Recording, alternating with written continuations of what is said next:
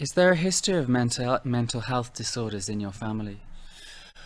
The McCraney line came from Arkansas with my dad, Arkies. I mean, essentially, and I'm sorry, this isn't a pejorative term. I'm assigning it to our family. They were white trash. I mean, as white as trash as you could get with my dad. And my mom was a woman who wanted to not be white trash.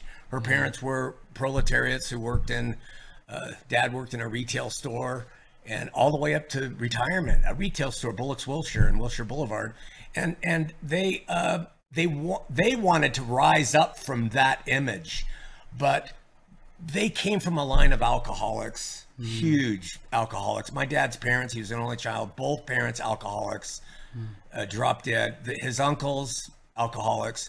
My mom's parents, my grandma tried suicide. My mom had a nervous breakdown when I was little. I watched them haul her away, unable to stop crying. So there was a lot of mental illness that I could see. Yeah.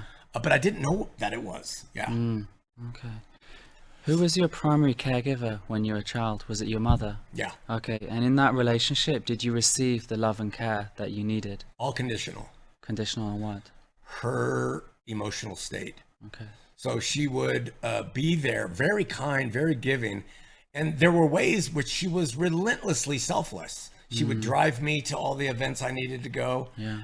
But there were other ways where absolutely conditional love. And it wasn't really based on my behaviors of antisocial or it wasn't based, she wouldn't necessarily reject me on that. In fact, she kind of liked that about me, to tell you the truth. Okay. She liked the gangster mentality. She liked the guy who was tough. But if I didn't please her, if I didn't make her proud of a shining light somehow, it was just unconditional. It was conditional love, and it was conditional responses all the way up till the day she died. That was my mom. Yeah. Okay. Why did she like the sociopath mentality? I don't know. Okay. I don't know. She would extol the virtues of men like the guy who established Las Vegas. I can't even remember his name. I don't know. Gangsters. Okay.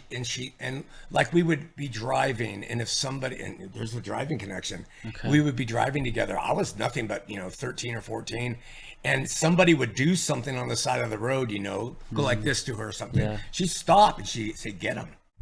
Oh, really? Yeah. So I became like a henchman Okay. for her. And I can see the place and time when that actually happened, where I got out and I pummeled the guy who did the thing. Okay. So she liked that masculine get him thing. So, and that would make her proud. Yeah. Yeah. So. You talked before about abandonment issues. Were there any moments in your childhood that were formative for you and may have helped to form your sociopathic traits? There were a couple things. I don't know if they're related, and I don't know if they absolutely contributed, but one, and this is very sensitive. My parents are dead, but that's okay. That because they're dead, I can say this. I was young, and our whole family had gathered together for some sort of holiday, and I came out for her to change my clothes, and I was stripped naked in front of the whole family, my aunts and uncle, and I had an erection, and she hid it with her hand. And she said, "What's this? What's this?" And everybody laughed. And I ran into my room and I laid on my bed crying. And she came and said, "Get up. There's nothing wrong with you."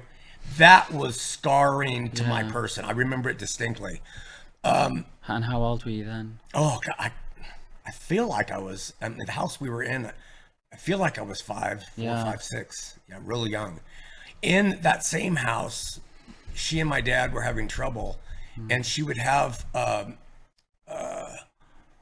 fits of anger and rage and wanting to escape. And I understand my dad was quite the jerk in some ways. And so she said, "I'm leaving." And I heard that, and I ran to the door of the house and put my back against it and said, "Don't go, don't go." And she grabbed me by the hair and she took me and banged my head against the wall and said, "Get out of my way."